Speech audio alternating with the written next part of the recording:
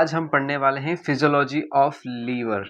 Okay, सो इसमें देखिए liver जो है हमारा, ये क्या करता है, 500 से ज़्यादा वर्क कर रहा होता है। ये जो है मेटाबॉलिज्म करता है, डाइजेशन करता है, स्टोरेज करता है, डिटॉक्सिफिकेशन करता है। मेटाबॉलिज्म किसका करता है? मेटाबॉलिज्म ये करता है कार्बोहाइड्रेट्स, फैट्स और प्रोटीन्स का, उनका मेटाबॉलिज्म करेगा। ओके, और डाइजेशन करेगा कैसे? जो फैट्स का इमल्सिफिकेशन होगा वो किसकी वजह से होगा? यहाँ से जो बाइल सोल्ट्स निकलते हैं, है ना, गॉल ब्लैडर से होते हुए। ठीक है, इसके अलावा जो वाइटामिन होते हैं, special vitamin, vitamin A, vitamin D, vitamin E, vitamin के, इन सभी का स्टोरेज कहाँ होता है? वो भी इस लीवर में होता है। इसके अलावा जो हम एक्सेस में जिस दिन हमने ज़्यादा खाना खा लिया, बहुत सारे हमने क्या ले लिया, कार्बोहाइड्रेट ले लिया फॉर एग्जांपल। ठीक है, कार्बोहाइड्रेट ले लिया, प्रोटीन ले लिया, फैट्स ले लिया। प्रोटीन का तो हालांकि स्टोरेज नहीं होता, लेकिन मान लीजिए आपने बहुत सारा कार्बोहाइड्रेट ले लिया, तो उसको भी स्टोरेज उसका कौन करेगा? अगेन लीवर करेगा, in the form of glycogen. किस में करेगा? In the form of glycogen. Okay, इन सभी के बारे में अपन डिटेल में पढ़ेंगे। तो लीवर क्या क्या करता है? मेटाबॉलिज्म करता है, डाइजेशन भी करता है, स्टोरेज भी करता है, और डिटॉक्सिफिकेशन वाला काम भी कौन करता है? हमारा लीवर करता है। कई सारे टॉक्सिन्स को डिटॉक्स करेगा। इसके अलावा कई सारी मेडिसिन को भी डिटॉक्स करके जो है बॉडी से बाहर निकलने का काम किसका होता है? लीवर का होता है। ओके, अब आगे बात करते हैं। तो सबसे पहले बात करते हैं मेटाबॉलिज्म कैसे करता है ना, इसका जो मेटाबॉलिक फंक्शन है लीवर का वो कैसे होता है। सबसे पहले बात करते हैं कार्बोहाइड्रेट्स के बारे में। ठीक है, ये क्या करता है? कार्बोहाइड्रेट्स, जब आपने फूड को इनटेक किया तो उसमें क्या प्रेजेंट होंगे? कार्बोहाइड्रेट होगा, प्रोटीन होगा, फैट्स। ठीक है, ओके, ये प्रेजेंट होंगे। और जब कार्बोहाइड्रेट का क्या होता है, जब आपने कार्बोहाइड्रेट लिया तो क्या होगा, यहाँ पर कार्बोहाइड्रेट्स को वो क्या करेगा? पहले तो क्या करेगा, जितना वो यूज कर सकता है ना, इसको एनर्जी के फॉर्म में यूज कर लेगा। लेकिन जब एक्स्ट्रा कार्बोहाइड्रेट्स बचेंगे उनको काय में कन्वर्ट कर देगा? ग्लाइकोजन में। किस में कन्वर्ट कर देगा? ग्लाइकोजन में। It is not a fat. ठीक है, ये फैट नहीं है, it is just a complex carbohydrate form. Okay, तो जो एक्सेस में कार्बोहाइड्रेट प्रेजेंट होंगे, ठीक है, पहले तो उसने यूज कर लिया एनर्जी के लिए, लेकिन जब एक्सेस में कार्बोहाइड्रेट्स प्रेजेंट होंगे तो वो काय में कन्वर्ट कर देगा उसको, ये लीवर ग्लाइकोजन के फॉर्म में कन्वर्ट करेगा और उसको स्टोर कर लेगा। और मान लीजिए इसकी भी एक लिमिट होती है, अगर आपने कार्बोहाइड्रेट कुछ ज़्यादा ही अमाउंट में कंज्यूम कर रखा है तो पहले तो वो कन्वर्ट होगा ग्लाइकोजन में।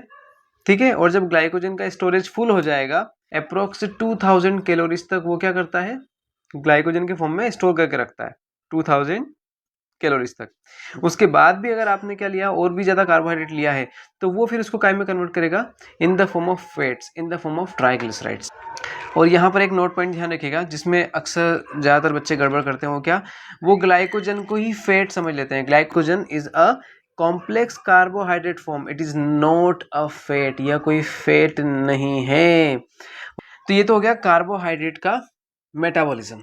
अब हम बात करते हैं कि अगर हमने एक्सेस में प्रोटीन का इंटेक किया है, किसका किया है? एक्सेस में प्रोटीन का इंटेक किया है, तो प्रोटीन्स में क्या होते हैं? बेसिकली प्रोटीन्स का ब्रेकडाउन होगा तो क्या बनते हैं हमारे प्यारे? अमाइनो एसिड्स बनते हैं। क्या बनते हैं?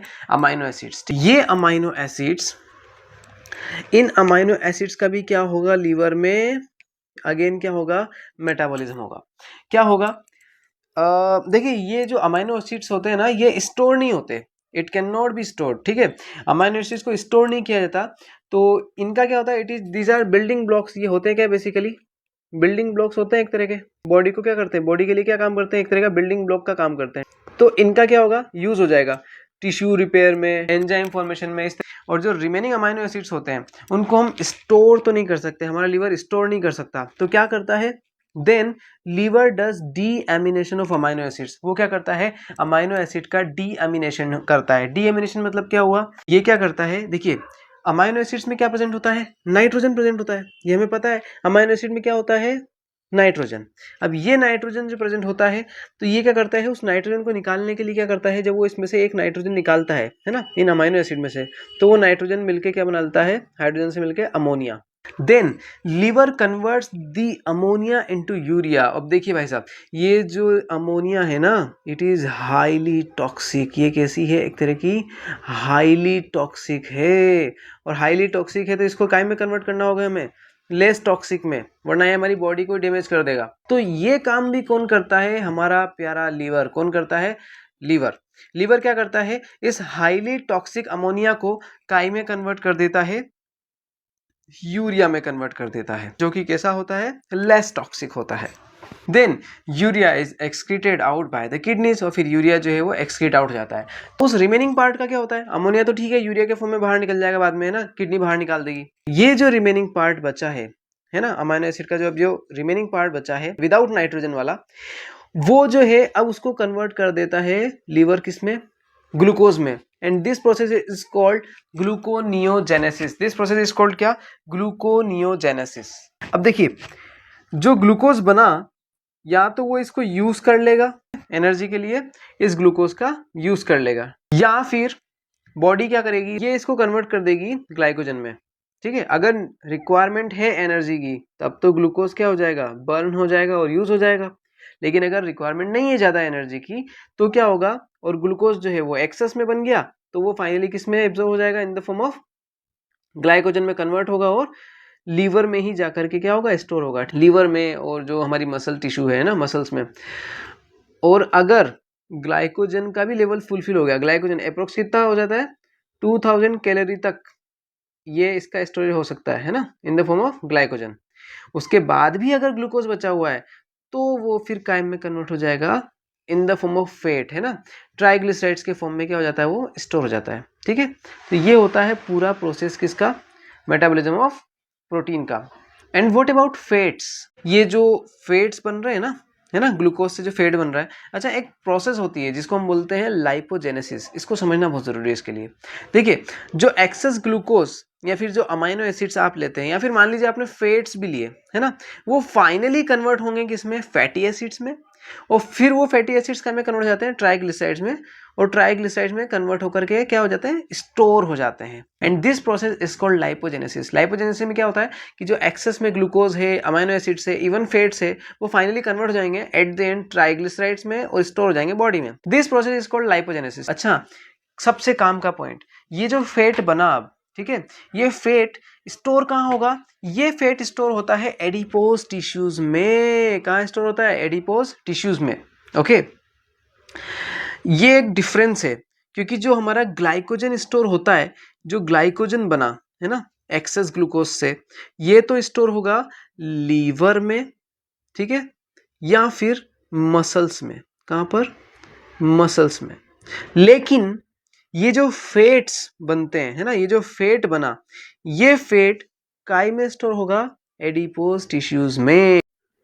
अब अच्छा, यहाँ पर ना यही बात समझाई गई है। क्या बताई गई है इसमें? अगर ग्लूकोज एक्सेस में है, तो वो ग्लाइकोजन में कन्वर्ट हो जाएगा, है ना, this process is called glycogenesis. Okay okay. लेकिन जब मान लीजिए बॉडी को फूड नहीं मिला, ठीक है, हमने खाना नहीं खाया किसी वजह से, अब ऐसे समय पर लीवर क्या करता है? लीवर बहुत स्मार्ट वर्क करता है। जो उसने पहले ग्लाइकोजन स्टोर किया था ना, उसी को वो यूज करेगा। अब कैसे करेगा? पहले तो उसने ग्लाइकोजन का फॉर्मेशन किया था, अब उस ग्लाइकोजन को ब्रेक करेगा। This process is called glycogenolysis. और जब ये ग्लाइकोजिनोलाइसिस प्रोसेस होता है, तो ये ग्लाइकोजन काइम में ब्रेक होगा ग्लूकोज में, और इसको फिर हमारी बॉडी यूज कर लेगी। ठीक है, और अगर हमने उसके बाद भी खाना नहीं खाया, तो पहले तो ये ग्लाइकोजन यूज हो गया, पहले वाला ग्लाइकोजन यूज हो गया यहाँ पर, लेकिन जब ये ग्लाइकोजन भी खत्म हो गया, अब क्या होगा? अब ऐसी कंडीशन में क्या होता है? हमारा लीवर नॉन कार्बोहाइड्रेट सोर्स से क्या बनाने लग जाता है? ग्लूकोज बनाने लग जाता है। अभी तो उसने क्या, कौन सा सोर्स यूज करा था? ग्लाइकोजन। जैसा कि मैंने कहा था, glycogen is also a complex type of carbohydrate. ठीक है, तो यहाँ पे वो कार्बोहाइड्रेट को ही बस कन्वर्ट कर रहा था और ग्लूकोज बना रहा था। ठीक है, लेकिन अगर उसको फिर भी मान लीजिए हमने फिर भी खाना नहीं खाया, तो अब ग्लूकोज क्या, अब ये हमारा लीवर क्या करेगा? अब ये liver non carbohydrate sources like fats, ठीक है, फैट्स हो गया, जो कि फैट मान लीजिए स्टोर है ऑलरेडी बॉडी में, तो फैट्स हो गए, या फिर जो अमाइनो एसिड्स हो गए, उनको कन्वर्ट करेगा ग्लूकोज में। किसमें? ग्लूकोज में। And this process is called gluconeogenesis. अब देखिए, इसके अलावा हमारा लीवर क्या करता है? इसके अलावा जो लीवर है हमारा, वो आयरन, कॉपर, इनको क्या करता है, इनको भी स्टोर करके रखता है। इसके अलावा कुछ विटामिन जैसे कि विटामिन ए, डी, ई, के। अच्छा, इन चारों के बारे में तो सभी को पता होता है। एक स्पेशल विटामिन, विटामिन B12 है ना। हमारा लीवर एक्चुअली, हमारी बॉडी, भले ही ये विटामिन B12 जो है ये वाटर सोल्यूबल है, कैसा है, एक तरह का वाटर सोल्यूबल, लेकिन even body can store it in liver, ठीक है। भले ही ये वाटर सोल्यूबल है, लेकिन हमारी बॉडी एफिशिएंटली जो है इस विटामिन B12 को भी एब्जॉर्ब करके रख लेती है, स्टोर करके रख लेती है। कहाँ पर? स्पेशली इन द लीवर, और कुछ अमाउंट में किडनी में भी, ठीक है, बट मेनली किसमें? लीवर में, ठीक है। तो विटामिन B12 जिसके बारे में कईयों को पता नहीं होता, एक्चुअली विटामिन B12 भी एब्जॉर्ब होकर के, स्टोर होकर के हमारे लीवर में प्रेजेंट होता है। अब देखिए, ये वाली स्लाइड इंपॉर्टेंट है अपने लिए। यहाँ पे क्या हो रहा है, देखिए, जो हमारी आरबीसीज होती हैं, एक्चुअली यहाँ पे मैं ये समझाने की कोशिश कर रहा हूँ कि हमारा जो लीवर है वो किस तरीके से बिलीरुबिन का एक्सक्रीशन करता है, दैट इज इम्पोर्टेंट, है ना। यहाँ पर इसको समझाने का मैं कोशिश कर रहा हूँ। सबसे पहले समझ लीजिए कि जो हमारा लीवर है वो 800 से लेकर के 1000 ml तक क्या सिक्रीट करता है, तो बाइल सिक्रीट करता है। क्या सिक्रीट करता है? बाइल। और इस बाइल में बेसिकली प्रेजेंट क्या क्या होता है? बाइल के अंदर प्रेजेंट होते हैं, एक तो क्या प्रेजेंट होगा? वाटर। और क्या होते हैं इसके अंदर प्रेजेंट होता है? क्या? कोलेस्ट्रॉल प्रेजेंट होगा। क्या प्रेजेंट होगा? कोलेस्ट्रॉल प्रेजेंट होगा। इसके अलावा बिलीरुबिन प्रेजेंट होगा। कौन सा वाला? कॉन्जुगेटेड बिलीरुबिन, ठीक है, बिलीरुबिन, ठीक है। और क्या प्रेजेंट होता है? तो इसके अंदर प्रेजेंट होते हैं फॉस्फेट्स। क्या प्रेजेंट होते हैं? फॉस्फेट्स। इसके अलावा बाइल सॉल्ट्स। क्या प्रेजेंट होते हैं? बाइल सॉल्ट्स, ये इसमें प्रेजेंट होते हैं। अब ये बिलीरुबिन की कहानी समझिए। क्या होता है, ये जो रेड ब्लड सेल्स हैं, जब इनका ब्रेकडाउन होता है, मान लीजिए इनका ब्रेकडाउन एक तो कहाँ होगा, जो हीमोलाइसिस होता है कहाँ होता है? एक तो होता है स्प्लीन में, ठीक है, और कुछ हद तक लीवर में। तो जब ये आरबीसीज का ब्रेकडाउन होगा तो ये इससे क्या बनेंगे? दो पार्ट बनेंगे। एक तो बनेगा हीम, क्या बनेगा? एक तो बनेगा हीम पार्ट, ठीक है। दूसरा क्या बनता है? बिलीरुबिन। अब ये बिलीरुबिन अभी कैसा है? अनकॉन्जुगेटेड है। ये अभी कैसा है? अनकॉन्जुगेटेड। कैसा है? अनकॉन्जुगेटेड। क्लियर? अब ये unconjugated bilirubin get converted into conjugated bilirubin. Actually इसमें क्या होता है, ये जो अनकॉन्जुगेटेड बिलीरुबिन है, इसमें एक और चीज ऐड हो जाती है, ग्लूकुरोनिक एसिड। क्या ऐड होता है? ग्लूकुरोनिक एसिड। ये एसिड जब इसमें ऐड होगा तो अब ये अनकॉन्जुगेटेड बिलीरुबिन कन्वर्ट हो गया किसमें? कॉन्जुगेटेड बिलीरुबिन में। और ये प्रोसेस भी कहाँ हो रही है? लीवर में हो रही है। और जब ये कॉन्जुगेटेड बिलीरुबिन हो जाता है, अब ये कॉन्जुगेटेड बिलीरुबिन जो है बाइल सॉल्ट्स के साथ मिक्स होकर के, और ये बाद में कहाँ चला जाएगा? जो डुओडेनम वाला पार्ट होता है, ठीक है, ये डुओडेनम वाले पार्ट में ड्रेन हो जाएगा। ओके, सो आई होप सभी को इतनी बातें समझ में आई होंगी।